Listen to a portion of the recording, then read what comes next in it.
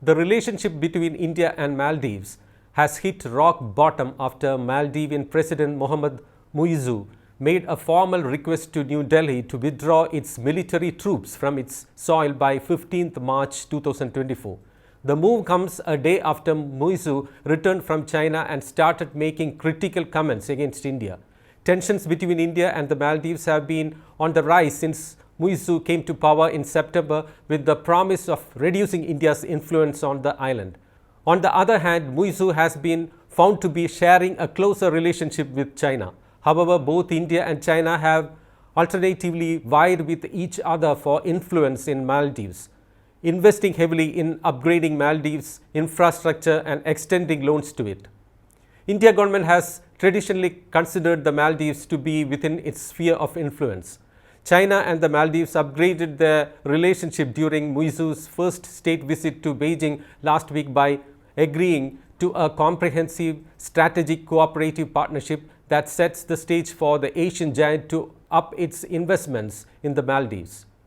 The Maldives owes China $1.37 billion, or around 20% of its public debt, according to World Bank data. Now let's see why Indian military is stationed in Maldives. The Maldives is also one of the biggest beneficiaries of India's neighborhood first policy.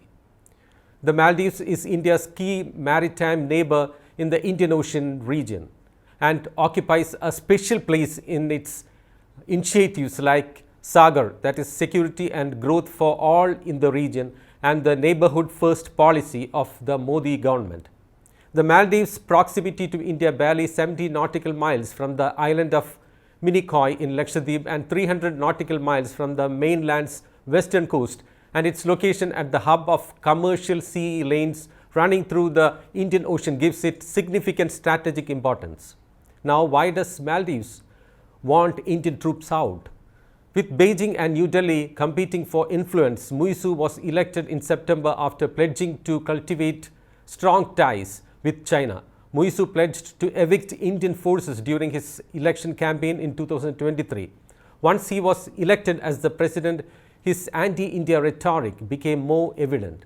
Amid a diplomatic row with India over derogatory remarks by his ministers against Prime Minister Narendra Modi, Maldivian President Mohamed Muizzu, who was on a 5-day state visit to China, met President Xi Jinping on January 10th and signed 20 key agreements, including one on tourism cooperation.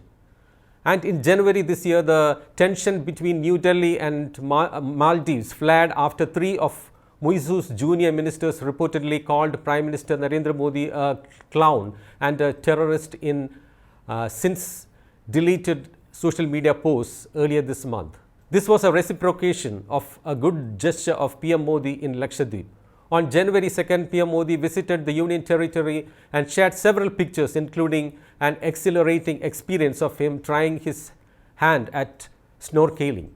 In a series of posts on X, PM Modi shared pictures of the white beaches, the pristine blue skies and the ocean, and tagged them with a message that read, "For those who wish to embrace the adventurer in them, Lakshadweep has to be on your list."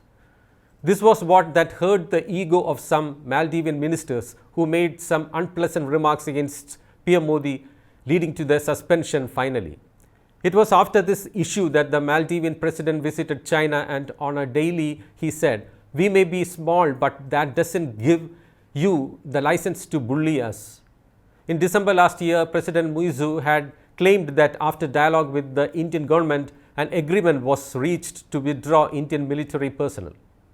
Muizzu had accused his predecessor of compromising national sovereignty by allowing India to have its military personnel in the Maldivian islands.